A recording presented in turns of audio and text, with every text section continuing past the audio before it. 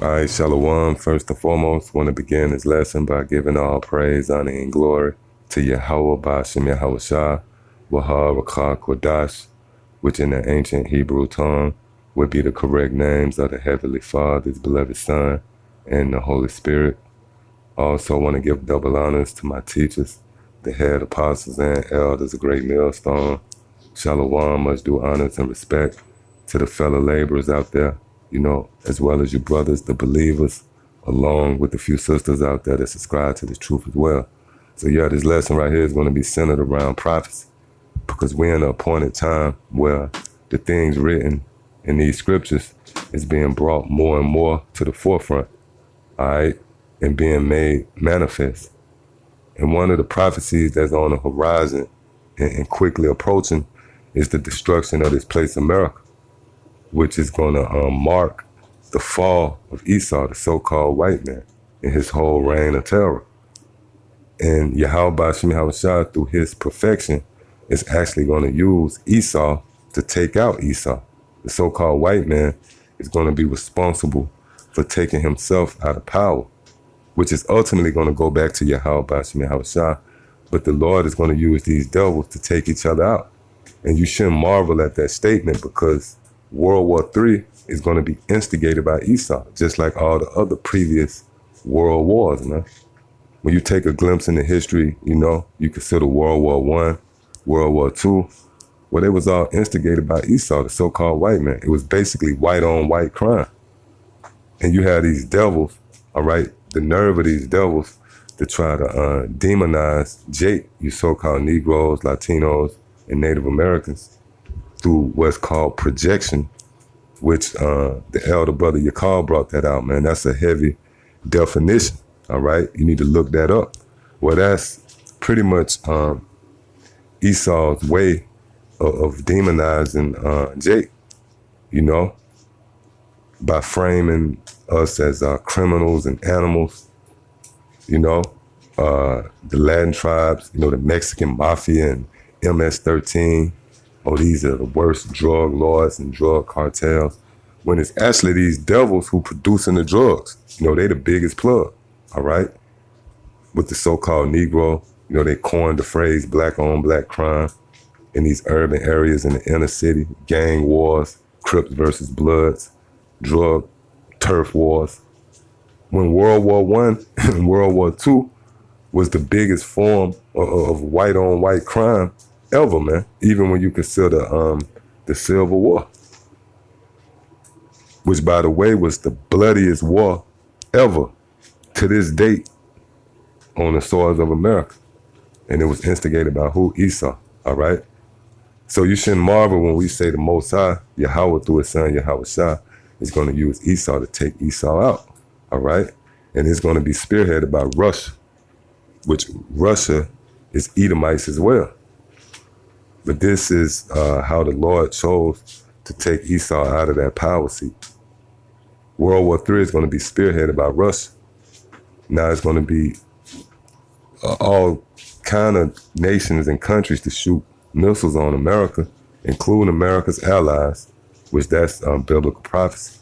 But the rhetoric and the fighting words, everything is going to spring forth from this dynamic and this struggle between this balance of power, the two superpowers on the planet Earth, which would be Russia and America.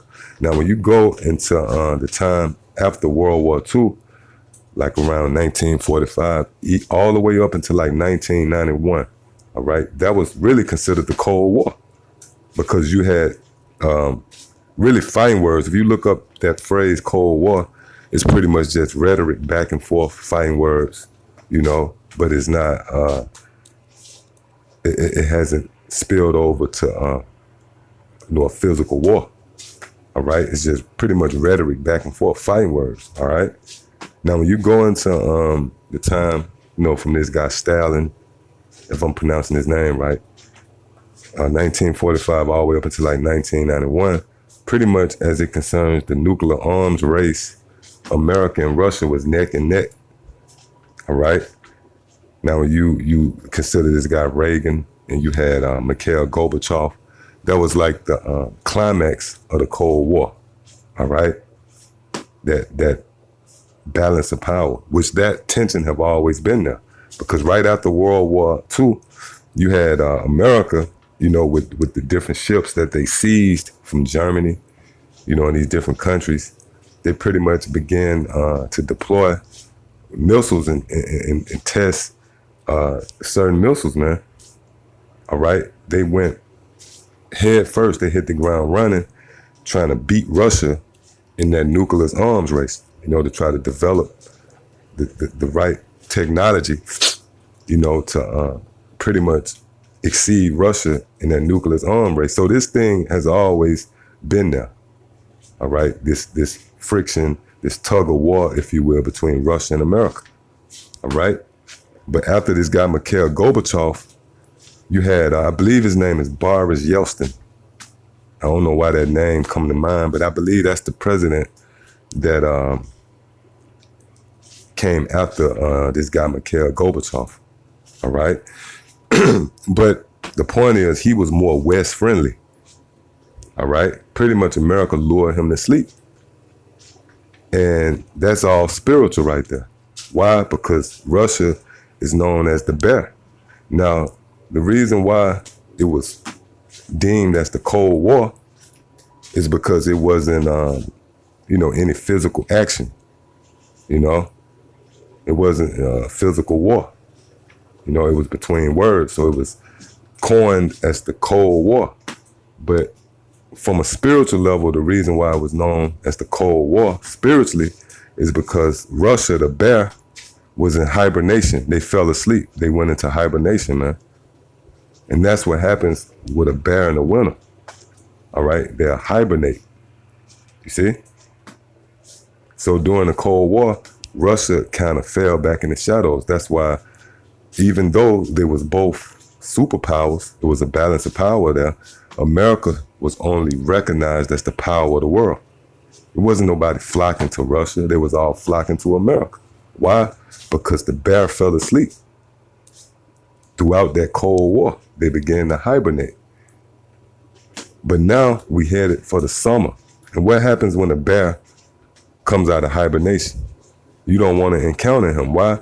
Because he's hungry for blood.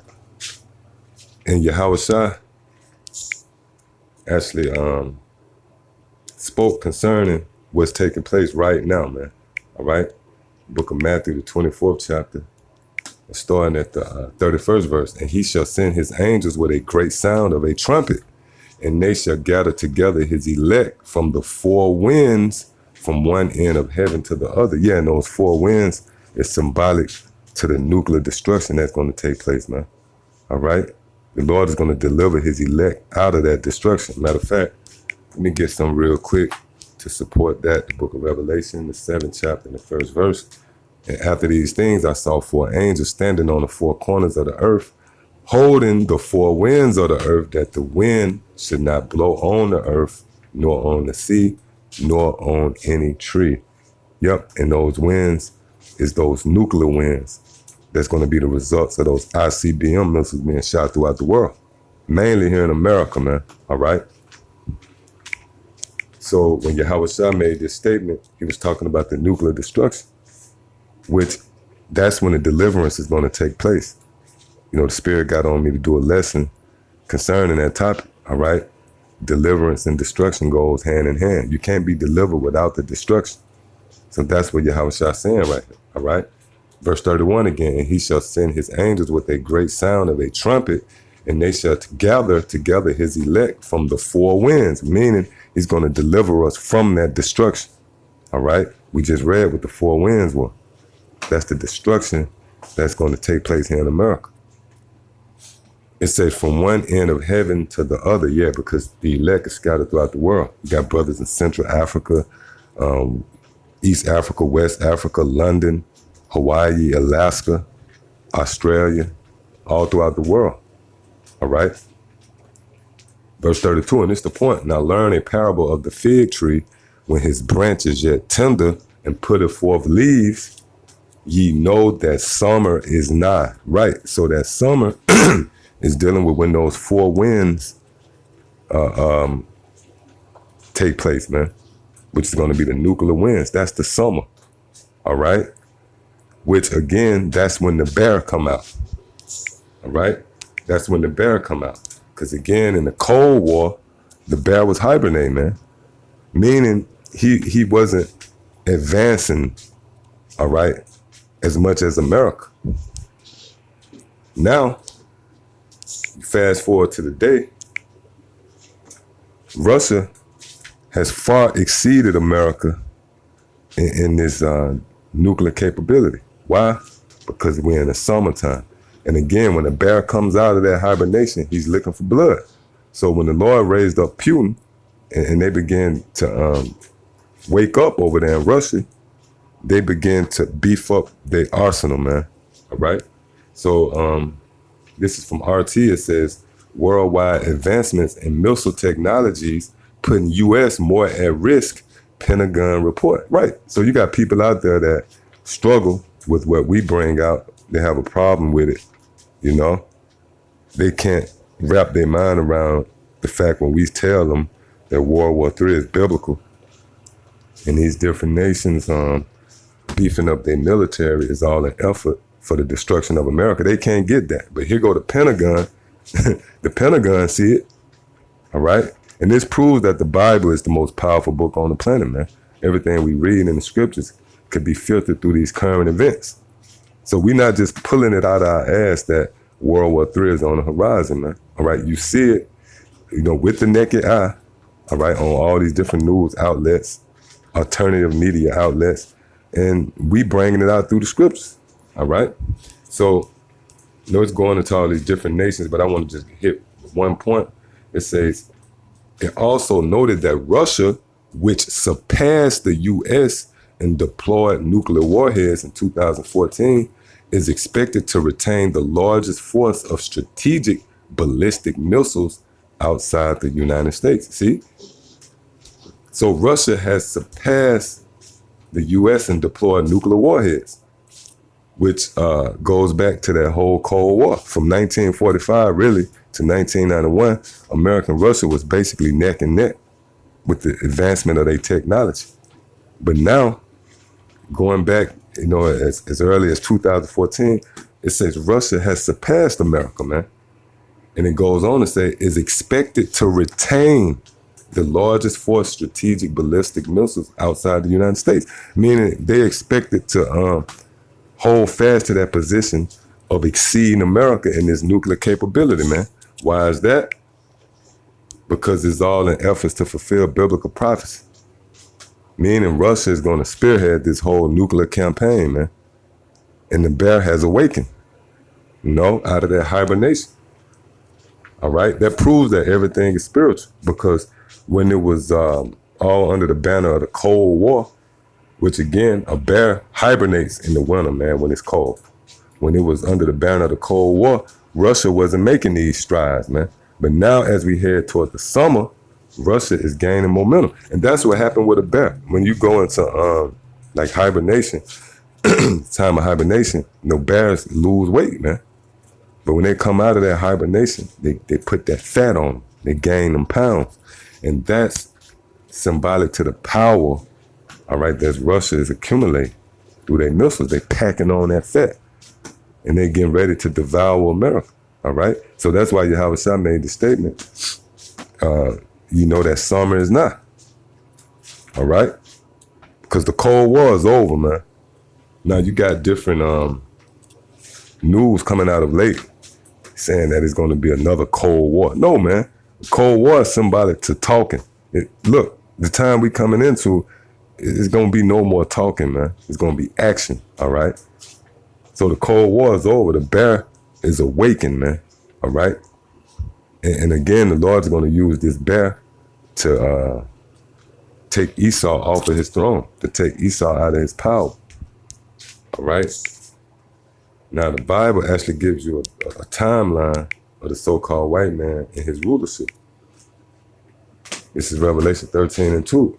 And the beast which I saw was like unto a leopard, and his feet were as the feet of a bear, and his mouth as the mouth of a lion. And the dragon gave him his power and his seat and great authority. Now, this is dealing with Esau overall. But when you read the first line, it says, and the beast which I saw was like unto a leopard, and his feet were as the feet of a bear. That's pretty much dealing with the timeline of the so-called white man. Because when you consider your body, right, your head is the first part of the body, and your feet will be the end of your body. You see? So that leopard is symbolic to Alexander the Greek. All right? Through Alexander the Greek, that was the first time the so-called white man ruled on a global scale. All right? Which they didn't rule the entire planet Earth at that time, but they ruled over the known world. See, Esau always has been around, but they never ruled into Alexander the Greek. All right? And if you was to Google certain pictures of Alexander the Greek, he have a leopard head on his head, man. All right? So it says, and the beast which I saw was like unto a leopard, meaning this is when Esau began to reign. And you can read more about that in First Maccabees, the first chapter, all right? Alexander the Greek spearheaded the so-called white man's rulership when they first ever began to rule. But it goes on to say, and his feet were as the feet of a bear, meaning the end is going to be by way of the bear. And that bear is who? Russia, man. All right? It's going to be Russia who's going to spearhead this World War III. Because everything hinges on the relationship between those two superpowers, all right? So, yeah, I just wanted to touch on that. You know, Lord willing, it was edifying. Till the next time I say shalom.